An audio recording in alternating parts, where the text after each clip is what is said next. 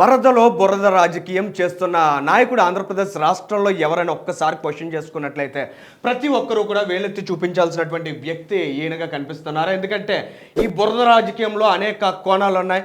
ఓవైపు అక్కడ ఉన్నటువంటి వరదను అడ్డు పెట్టుకుని ఆయన రాజకీయపరమైన లబ్ధి పొందే ప్రయత్నాలు చేయడంతో పాటు ఇంతకాలం ఏదైతే గత ప్రభుత్వ హయాంలో వీరు చేసినటువంటి దారుణాలు అరాచకాలకు సంబంధించి చట్టపరంగా చేస్తున్న విచారణలను సైతం తప్పుదోవ పట్టించే ప్రయత్నాన్ని ఈ జగన్మోహన్ రెడ్డి ఈ వరదను అడ్డుపెట్టుకుని చేసే ప్రయత్నం చేస్తున్నాడు.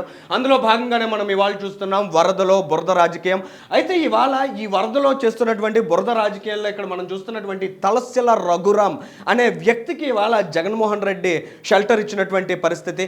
ఏదైతే లక్షల మందిని బలి తీసుకోవాలనే వికృతమైన కుట్రకు జగన్మోహన్ రెడ్డి తెరదీశారో ఆ కుట్రలో భాగస్వామి అయిన నందిగం సురేష్ ఇప్పటికే కటకటాలు వెనుకున్నటువంటి సిచ్యువేషన్. ఇక తలసిల రఘురాం కూడా పోలీసులకు చిక్కినట్లయితే తన చీటీ చిరిగిపోద్ది అనే భయంతో జగన్మోహన్ రెడ్డి తన సొంత ప్యాలెస్లో అబ్స్కాండ్ అయి తిరుగుతున్నటువంటి ఎమ్మెల్సీ తలసిల రఘురాంకి షెల్టర్ ఇచ్చాడని చాలా విశ్వసనీయంగా తెలుస్తున్నటువంటి సమాచారం. ఇవాళ ఈ వరదలో ఉన్నటువంటి లూప్ హోల్స్ ఏవైతే అక్కడ ప్రభుత్వం అంతా కూడా అక్కడ ఉన్న సహాయక చర్యలు అందించడం, బాధితులకు న్యాయం చేసే విధంగా వారికి ఏదైతే నష్టం జరిగిందో దాని నుంచి కొంతైనా రివాంప్ చేసి వారిని ఆదుకునేటువంటి ప్రయత్నాలు చేస్తుందో, సందట్లో సడేమియా అన్నట్టు దాని నుంచి తప్పించుకుని బయటకు జారిపోయే ప్రయత్నాన్ని వైఎస్ జగన్మోహన్ రెడ్డి చేయాలనుకున్నారో, ఏదైతే జత్వానికి సంబంధించిన కేసు మీద ప్రభుత్వం దృష్టి సారించి వరదలను నెగ్లెక్ట్ చేసేసింది అంటూ ఒక ఊకదంపుడు ప్రచారాన్ని కూడా వాళ్ళు ముఖ్యంగా బ్లూ మీడియా టార్గెట్గా చేసుకుని ప్రజల్లో ఉంచే ప్రయత్నాన్ని చేసింది. కానీ ప్రజలు ఎక్కడో కూడా పట్టించుకోలేదు.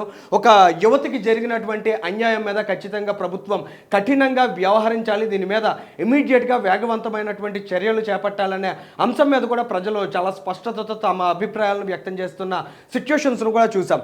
ఇవాళ ఉన్నటువంటి మరొక డెవలప్మెంట్ ఏంటంటే, ఇక్కడ ఎవరైతే పోలీసు అధికారులను జత్వానీ కేసులో ముంబైకి పంపించినటువంటి సిచ్యువేషన్ ఉందో అక్కడ ఒక ఫిర్యాదు నమోదైన తర్వాత పోలీస్ యాక్ట్ చేయాలి.